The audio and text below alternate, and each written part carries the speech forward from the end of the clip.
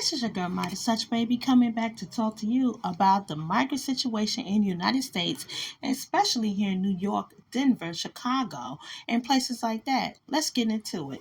Did you know in Denver, Colorado, they just announced that they will make a $5 million cut in their budget towards public services?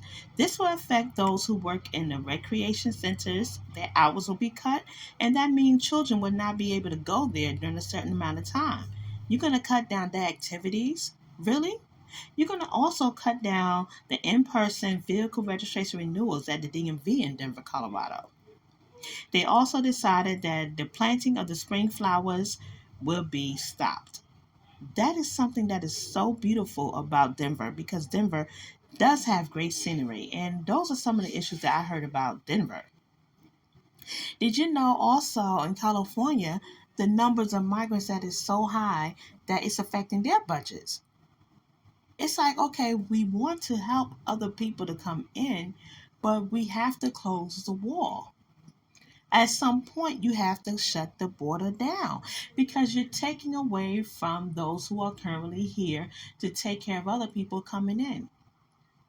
I was also thinking about what's happening in Canada with the migrants.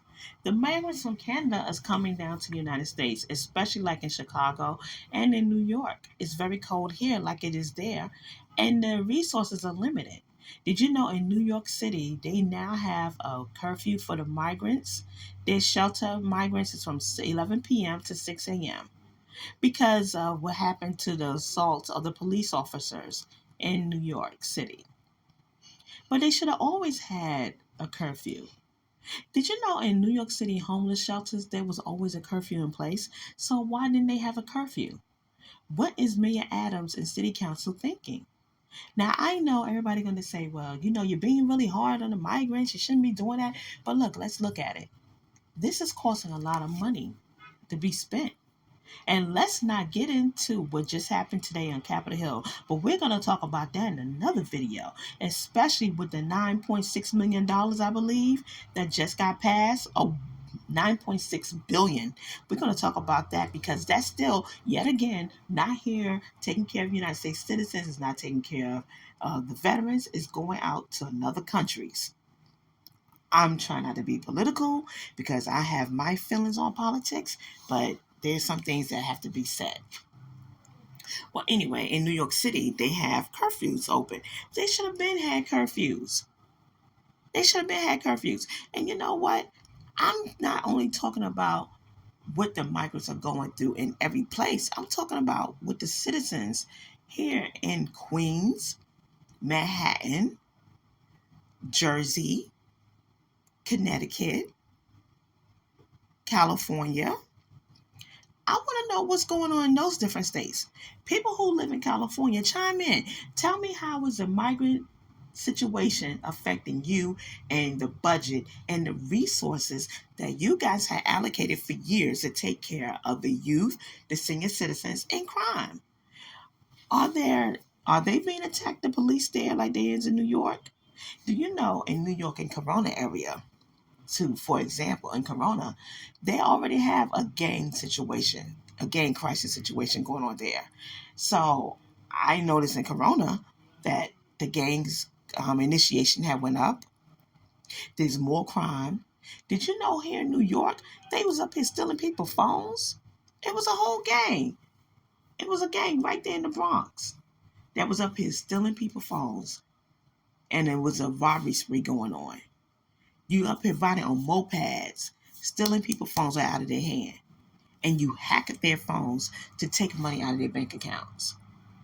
But Mayor Adams and the police commissioner, what are you doing about crime? That's a crime. And let's talk about what's going on elsewhere with the migrant situation. How is this affecting with education? Because does this affect children going to school? Does this affect the teachers' hours and their pay? How does that affect the staff? Because the children still have to go to school and they need to learn. So how is that affecting us? And I want to know what happened to all the politicians like AOC and Bernie Sanders. You guys are kind of quiet. Why are you so quiet? when the whole migrant situation is going on, I don't hear much coming from them. And AOC, what's going on in your districts? Because your district is really affected, especially in Queens, that's under your district, because there are so many men's shelters all throughout Queens. Honey, let's get into it. Where are the politicians at? See, you guys know how to go on a campaign trail to make sure you get your votes. Or you know how to go and speak up when it's something that you need. But when your constituents in their areas, where the voices at then? What's happening? We're not hearing anything from the politicians. The politicians are saying, oh, we got to open the border, we got to open the walls, we got to make sure everybody's fine. Okay, so tell us, how is that making things better for us? What is it going on? Because we also looking at Mayor Adams up here saying, let's give out $1,000 a month. And I know Joyce Reed has spoke about it and saying where the $1,000 a month is coming from. And I already understand that, Joyce Reed. And I always stand with you 10 toes down. But this is something that we're going to have to agree to disagree on. Because I know for a fact that the children in New York City public schools are not being taken care of correctly. And they're not being fed properly. Some of the food that the kids are getting in New York City lunches can't even hold them over until they get home. And a lot of kids in New York City schools are going home with no food in their pantry. Let's talk about that. Let's talk about what's really going on. What's really happening? And then we up here talking about budget cuts in New York State. Mayor Adams, what you gonna cut? And you're gonna say, "Oh, I blame the federal funding for the budget cuts and the lack of." Really? Stop trying to use what the federal government is not giving you for that. I want to know what you guys are going to do about it.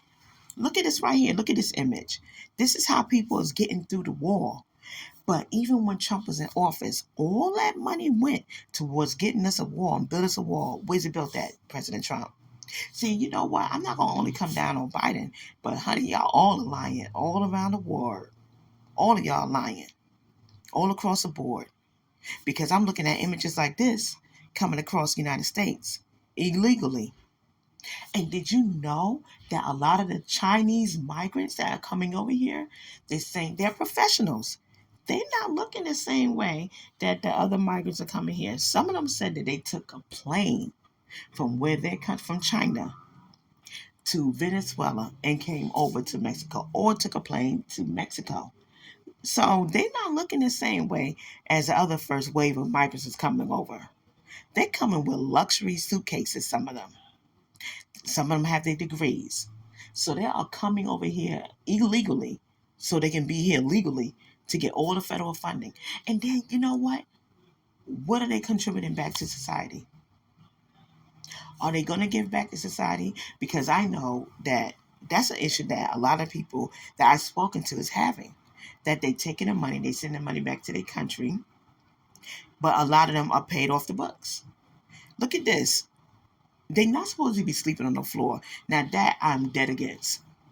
Nobody is supposed to be sleeping on a school floor. That is a school gymnasium floor. This is how you want people treated? This is how you want your family treated?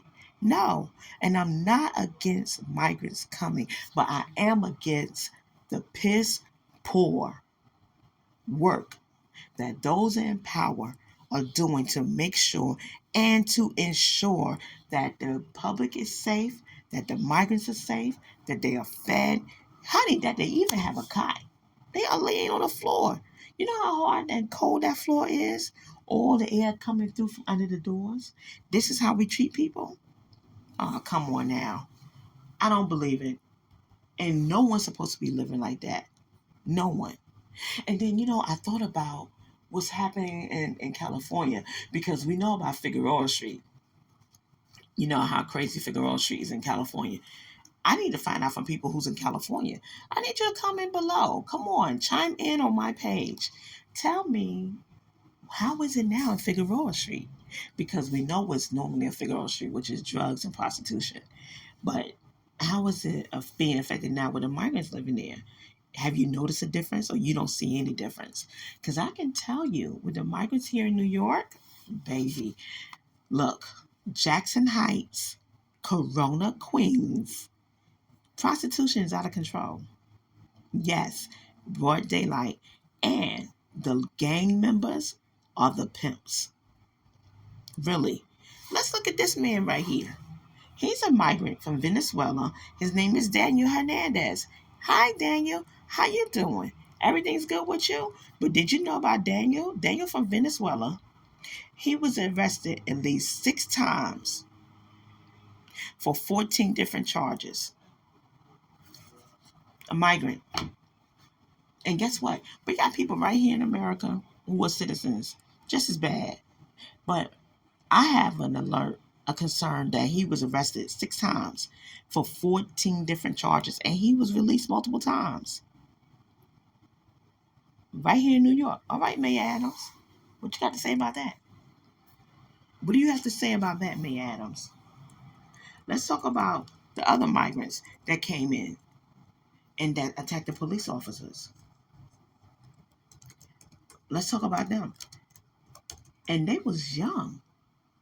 These was young people. And Daniel, I want to also let you know, Daniel's also young too. Daniel's like 29, I believe, or 35. But don't quote me about the age, but he's still young. He's under 40. Let's get it like that. And let's talk about the migrants that's the teenagers. We had a migrant, another migrant from Venezuela, 15 years old. They charging him as an adult with no bail for the Times Square attack on the police. 15 years old. You just came here and getting charged an adult. Look at these young people right here. This is sad. They're young teenagers. You are arrested and you was trying to flee to California and they got you. And it's just so sad because you're teenagers. You're 19 years old. Darwin, you're 19. Kelvin, you're 19. Wilson, you're 21. Yorman, you're 24. You have skipped town after the incident, and they pick you up on a bus bound to California. They got you, and they bringing you back. This is not the American dream. This was your American dream, was to come here and say, okay, now we're going to prison. That's not the American dream. You could have stayed in Venezuela where you was at. And this is what I want to know. Is it a language barrier? Is it that they frustrated that they came here and they have no money, lack of food, lack of anything to keep going? What is really going on? And yes, they were wrong for attacking the police officers the way they did. I'm not saying they weren't. But I just want to know what can be done now to help the other people that's there. Because it's not only about money. Is it about housing? Is it about food? Is it about education? Is it about getting work? And how does that benefit us that's currently here? Because guess what? You're taking away from those that's here. That's all I got for you for now. Comment below. Bye.